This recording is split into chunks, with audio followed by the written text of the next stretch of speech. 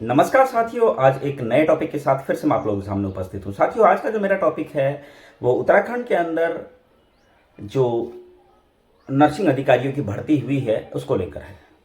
जिन लोगों का चयन हो चुका है, अच्छी बात है, बहुत अच्छी बात है जितने लोगों का चयन हो चुका है, लेकिन जिन लोगों का चयन नहीं हुआ है आखिर उनका क्या?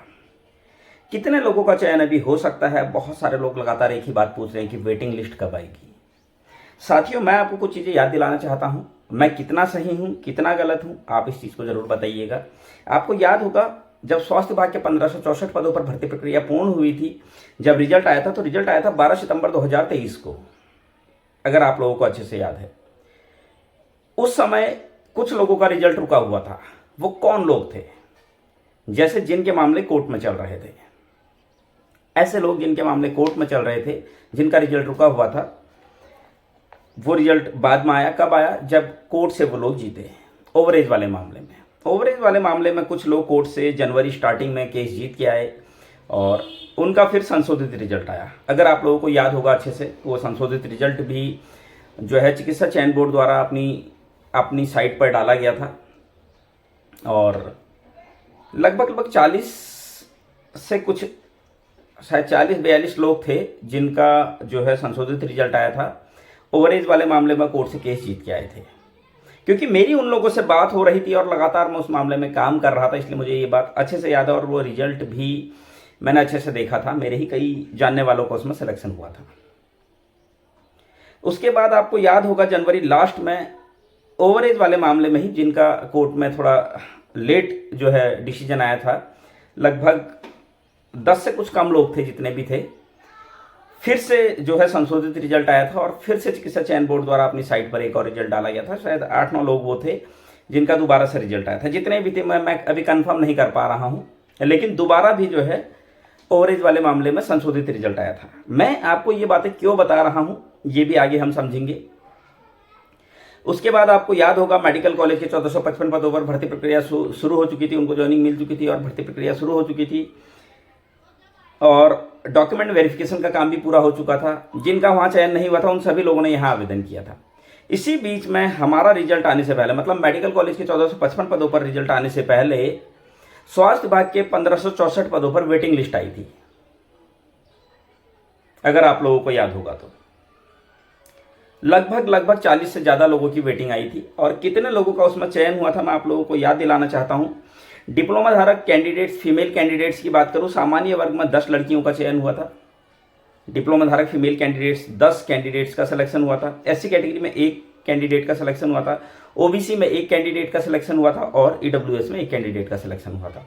ये डिप्लोमा धारक फीमेल कैंडिडेट्स की बात कर रहा हूं मैं आपको, फिर से रिपीट कर रहा हूं, नोट कर लीजिए। सामान्य वर्ग में 10 लड़कियों का सिलेक्शन हुआ था। एससी कैटेगरी में 1 लड़की का सिलेक्शन हुआ था। ओबीसी में 1 लड़की का सिलेक्शन हुआ था और ईडब्ल्यूएस में 1 लड़की का सिलेक्शन हुआ था। इसी तरीके से डिग्री धारक फीमेल कैंडिडेट्स की बात करूं, सामान्य वर्ग में 13 लड़कियों का सिलेक्शन हुआ था।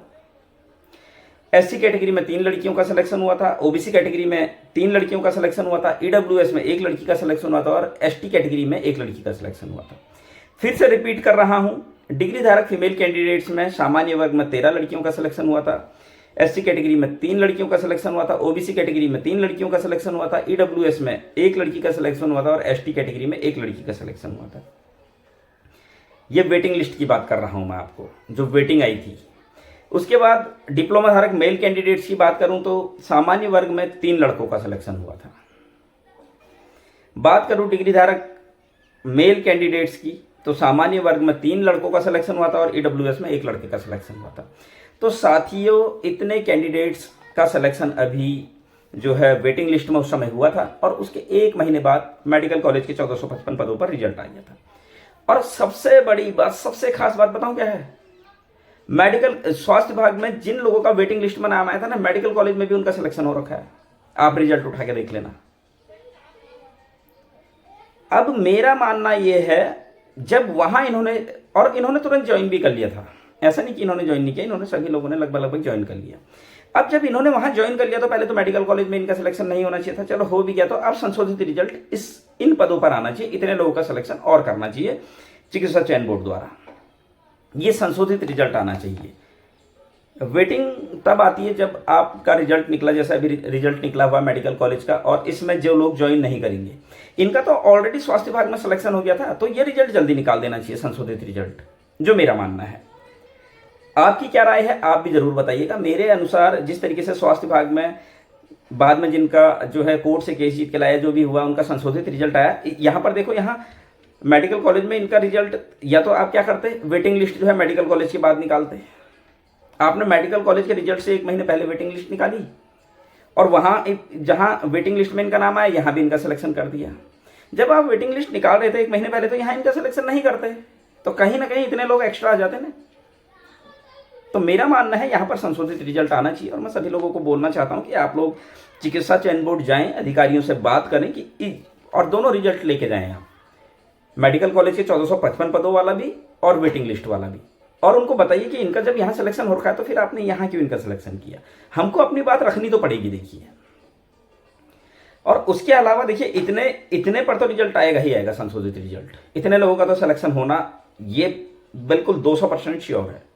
तो इतने लोग जो आसपास हैं जिनका सिलेक्शन होना है, तो वो लोग तो बिल्कुल, मैं आपको एक ही चीज़ बता रहा हूँ, आप लोग तो इस चीज़ के पीछे बिल्कुल अच्छे से लग जाओ। दूसरा, अभी मेडिकल कॉलेज में कितने लोग ज्वाइन नहीं कर रहे हैं, ये भी देखना बहुत जरूरी है। बहुत सारे लोगों ने ज्वाइन नहीं किया है। आखिर कितने लोग ऐसे हैं जो ज्वाइन नहीं कर रहे हैं, वहाँ पर वेटिंग लिस्ट भी आएगी। तो अभी बहुत सारे लोगों का भविष्य जो है बन सकता है, बहुत सारे लोग अभी यहाँ पर और आ सकते हैं। इसके लिए हमको करना क्या होगा, लगातार हमें इस पर काम करना होगा। जो लोग मेरी बातों से सहमत हैं, प्लीज़ कमेंट में ज़रूर बताइएगा, मैं सही कह रहा हूँ, गलत कह रहा हूँ। जितना मैं समझ पा रहा हूँ, समझ क्या पा रहा हूँ, जितना मैंने स्टडी किया है, जितना मैंने आज तक काम किया है, उसको देखते हुए मैं इस चीज़ को बता रहा हूँ। और ये होना है, संशोधित रिजल्ट इस पर आना है, क्योंकि देखिए इसमें ज्वाइन करने वाली तो बात ही नहीं है।